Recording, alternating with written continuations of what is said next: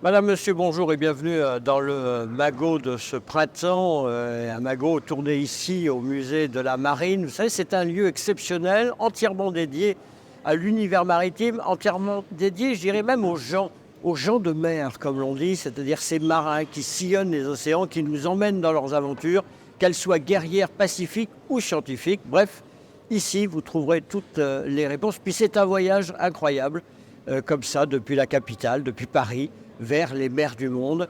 Le musée de la Marine, c'est vraiment une révélation. Il vient d'être restauré, ça vaut le coup. Et je peux vous dire qu'il y a énormément de monde ici pour le visiter. Et ce qui me fait, moi, plaisir particulièrement, c'est qu'il y a beaucoup de jeunes, d'adolescents qui sont là à la découverte de ces océans, peut-être avant cet été d'aller se tremper les orteils sur les plages.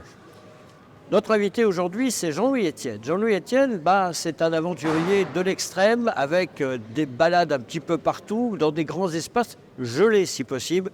Vous allez voir, c'est un homme d'exception, avec une vie exceptionnelle, mais qui l'ouvre entièrement pour les autres scientifiques, mais aussi pour le grand public. Sensibiliser d'abord et avant tout sur l'environnement, c'est l'une de ses missions.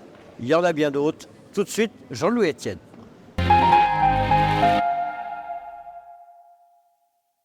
Jean-Louis Etienne, merci d'être l'invité de ce magot exceptionnel qui vous est entièrement consacré. On peut dire toute une vie, quasiment, au service de l'océan, au service de l'environnement des biotopes. Oui. C'est ce qui vous a intéressé depuis votre Tarn, où vous êtes né il y a quelques années. 77 ans. 77 ans. Bon, je n'osais pas le dire. Mais c'est impressionnant, quelle forme. Et ça donne beaucoup d'espoir à beaucoup d'entre nous. À aujourd'hui, votre itinéraire, il est incroyable. La première rencontre un peu puissante, ça a été l'océan à 10 ans? L'océan, je l'ai vu à l'âge de 10 ans. On habite dans le Tarn, qui est un département agricole à l'intérieur des terres. Et mon père nous avait amené voir la mer. On était parti de Castres dans le Tarn, et c'était sur la clape de Narbonne, donc au-dessus de la Méditerranée, on s'arrête. Et ma première rencontre, c'était cette horizontalité. C'est ça qui m'avait le plus surpris. Mais j'étais plutôt de quelqu'un de l'intérieur. Je n'aimais pas la mer, parce que pour moi, la mer, c'était la plage. Je n'aimais pas ça du tout. Je réfléchissais plutôt des aventures de montagne. Et petit à petit, j'ai découvert, effectivement, je me suis laissé apprivoiser par la mer, quand je me suis rendu compte qu'effectivement, là, c'était la plage, mais toute cette immensité devant, c'était un espace de liberté. Qu'est-ce qui vous a pris de vous lancer dans cette traversée à pied, en solitaire, vous êtes le premier homme à l'avoir fait, pour atteindre le pôle Nord? D'abord, le Grand Nord, vous l'avez rencontré comment? Alors, après le Perchaouen, il y a eu la course autour du monde avec Tabarly. Oui. Là, j'ai fait des amis marins, puis des amis de la montagne que j'avais avant. J'ai dit, on fait une première expédition polaire. Et voilà. Au Groenland. 1979, c'est la première expédition que je monte. Le Groenland. Le Groenland, l'expédition polaire. Il y a une immense face qui fait 800 mètres, il faut y aller en bateau. Donc, je réunis les deux. J'ai fait la même chose après en Patagonie. Puis j'étais médecin. J'étais interne en chirurgie quand cette envie de faire des expéditions a mûri de plus en plus. Et c'était à la face nord de l'Everest, je me souviens très bien, j'avais 38 ans. Je me suis dit, ça fait 10 ans que je suis médecin d'expédition, la prochaine, ça sera la mienne. Et le pôle Nord est arrivé comme une chose que je pouvais faire, au sens où le pôle Nord est au milieu de l'océan. Mais c'est quoi? C'était un mythe? C'était parce que pour le coup, quand on y arrive, on le voit pas. Oui, non, c'était une aventure personnelle. Ouais, c'était mon Cap Horn à moi, mon Everest à moi, ça sera le pôle Nord. Parce qu'en fait, je n'avais pas les capacités à monter un bateau de course large, une expédition himalayenne. Je m'y étais pris un peu tard, mais par contre, sur le terrain, je dis que j'étais déjà un super campeur. J'avais connu beaucoup de situations. Et le pôle Nord, c'était une synthèse qui était à ma portée au sens où le pôle Nord étant au milieu de l'océan, c'est une aventure maritime. Déjà, on marche sur la mer même si elle est gelée. Ambiance très haute montagne et du froid, la glace, etc. Et tout d'un coup, je me dis, mais voilà, ça sera mon expédition personnelle. Et donc, je me suis lancé là-dedans avec une découverte, parce que tant qu'on n'y a pas été voir, on ne sait pas ce que c'est. Non. C'est un océan gelé très chaotique, parce que la banquise dérive en permanence, elle est entraînée par le vent, par le courant. C'est pas une patinoire. Non, c'est très chaotique. Vous avez des murs de glace comme le plafond à passer, parce que ces crêtes de compression, la banquise entre en collision. Elle monte. Elle monte comme ça. Et donc, il y a le froid extrême aussi, etc. Le vent. Le vent, la difficulté. Et Ça a duré 2 mois, 63 jours. Beaucoup de tentations de l'abandon que j'ai traversées. Mais que vous n'avez pas cédé. J'ai pas cédé. Ça a été un monument de ma construction personnelle. Et vous l'avez mentionné, au pôle Nord, il n'y a rien. Rendez-vous au milieu d'un océan. Ouais. Il n'y a pas un panneau. Il n'y a pas un panneau, vous êtes arrivé. Non. Il y a pas... Et donc, puisque la banquise dérive, vous mettez le panneau. En plus, c'est jamais au même endroit. Quelques jours après, vous n'êtes plus là. Il y a toujours le souci et l'inquiétude du biotope, de l'environnement, etc. À quel moment vous avez été imprégné de cette idée? Dans cette marche vers le pôle Nord? Pas vraiment. Pas au pôle Nord. C'était une aventure personnelle. J'ai traversé l'Antarctique après, en 89-90, expédition internationale avec des chiens. C'est la fin du traité de l'Antarctique. Ouais. Interrogation, est-ce qu'on doit ou non exploiter les richesses de l'Antarctique? Et là, ça a été pour moi un premier engagement. Donc on avait un Chinois, un Russe, un Japonais, un Anglais et moi. On était 6 et je dis 89, c'est l'expiration de la première tranche du traité de l'Antarctique. On s'interroge encore pour savoir à l'exploitation éventuelle. Voilà. Et je dis, on va avoir un leitmotiv, l'Antarctique n'est pas un continent pour l'homme, c'est un continent pour la Terre. Et ça a été, je dirais, un premier engagement pour essayer de défendre effectivement ce continent.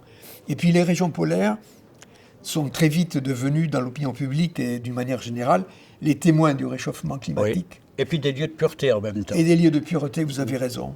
Et j'ai le souvenir d'avoir fait une conférence après la traversée de l'Antarctique avec Claude Lorius, qui est un de nos éminents glaciologues, qui avait trouvé avec Jean Jouzel que dans les carottes de glace qu'on faisait dans l'Antarctique, dans la glace, on avait l'histoire du climat de la Terre. Et Claude Lorius, il fait une exposition, il nous montre que la Terre a sa vie propre.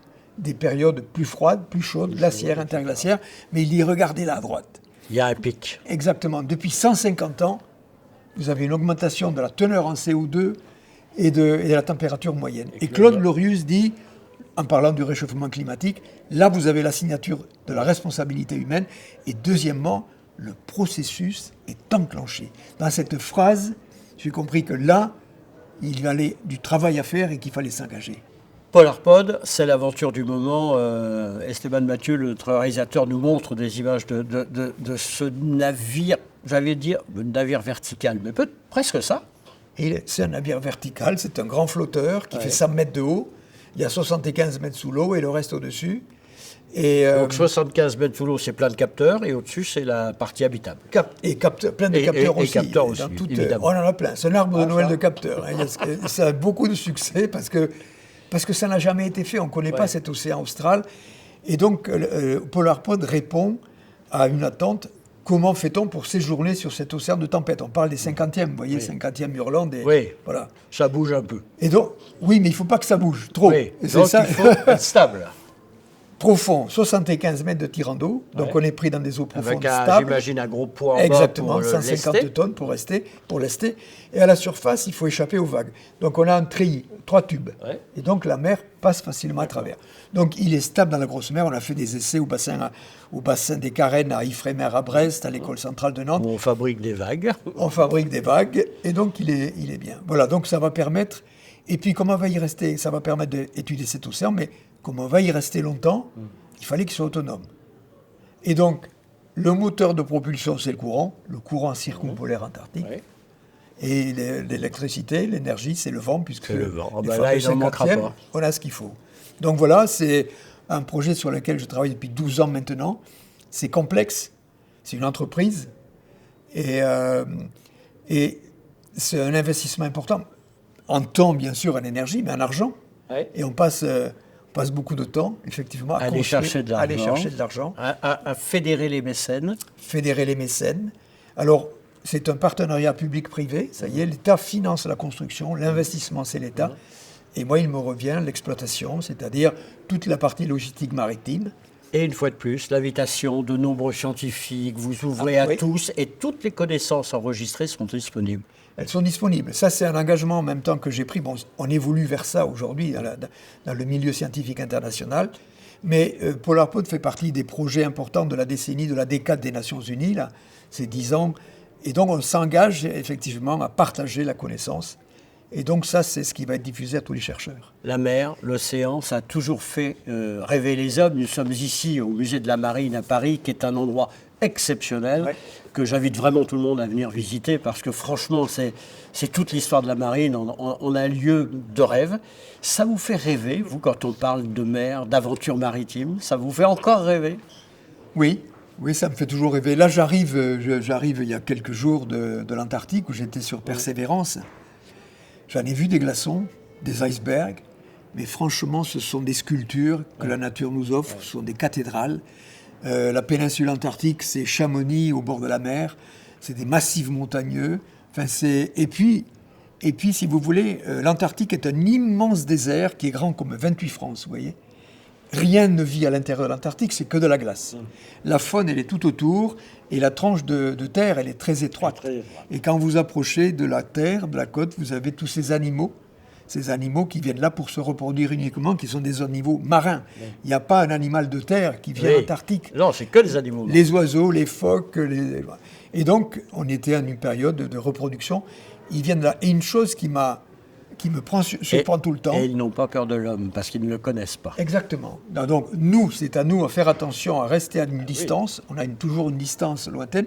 Mais pour expliquer ce que c'est qu'un animal marin, un albatros qui était là, donc j'étais avec un ornithologue, il me dit dans quelques semaines il va partir 8 ans en mer. 8 ans. On a du mal à imaginer qu'un oiseau passe, mais il ne reviendra pas à terre, il ne reviendra que dans 8 ans pour se reproduire. Et donc ça, c'est les animaux marins qui nous épatent, qui vivent en mer, qui se reposent de temps en temps en se posant. Oui. Voilà, donc il y a toujours de l'émerveillement, bien sûr. Et de l'émotion. Et de l'émotion. Merci Jean-Louis Etienne. Avec grand plaisir. Je recommande votre livre Explorateur d'océan chez Paulsen. Et puis merci d'être venu et d'avoir pris le temps de venir sur C'est un plaisir. Sur le Magot. Vous parliez d'Albatros, eh bien on va se quitter avec les belles images, le vol éternel de l'Albatros qui est fidèle toute sa vie à sa femelle, qui couvre les jeux en alternance avec elle. Bref, un couple de rêve avec, vous allez le voir, une musique dantesque. À tout à l'heure.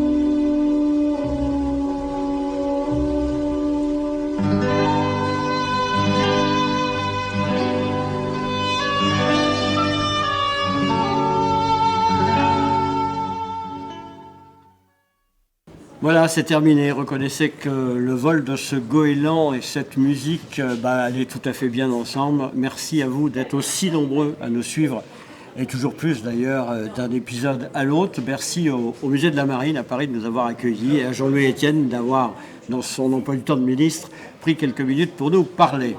C'est Esteban Mathieu qui réalise cet épisode, et c'est Antoine Bagot qui en assure la prise de son, le mixage. Bref, tout le monde est là.